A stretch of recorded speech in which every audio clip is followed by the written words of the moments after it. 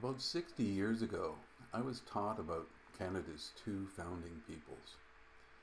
Presumably, this was done as a nation-building exercise in preparation for the centennial in 1967.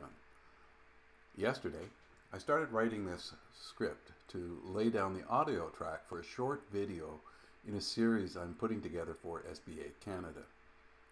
The audio track was completed on September 30th, 2023, our third National Truth and Reconciliation Day. Sadly, I missed the first in 2021 and the second in 2022.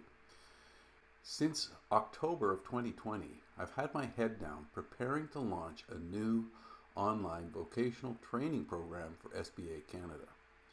This video attempts to exemplify our views on critical thinking. My European ancestors first came to Canada from France and England around 200 years ago. According to some, that would make me an old stock Canadian with roots in each of Canada's two founding peoples. Of course, that's obviously nonsense. But that was the fairy tale my generation was told in elementary school. How could Christopher Columbus, John Cabot, or Jacques Cartier have discovered the Americas when people lived here for thousands of years before they arrived in the late 15th and early 16th centuries? The silliness of that story wasn't lost even on the 8-year-old version of me in elementary school. About 500 years earlier, Eric the Red had established a colony in Greenland.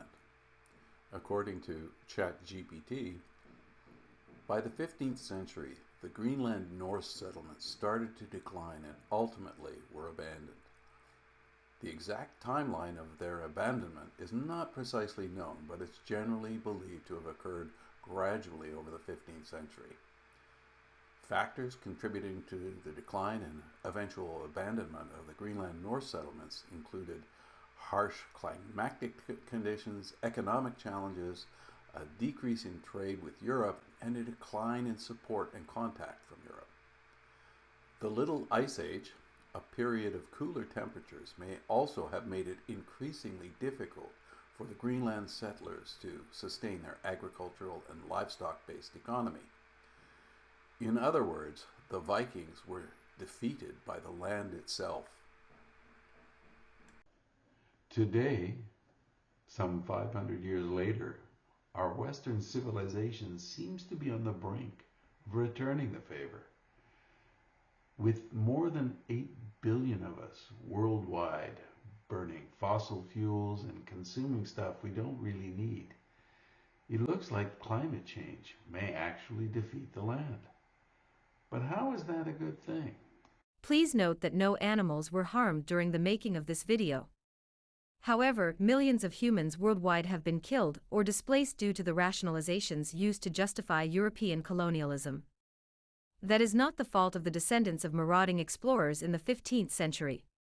For many of us, our own ancestors were also victims of the same greed and brutality. Despite this, most of us have failed to critically examine many core assumptions at the heart of our Western culture. That failure has meant we've squandered the opportunity to learn from our indigenous neighbors around the world.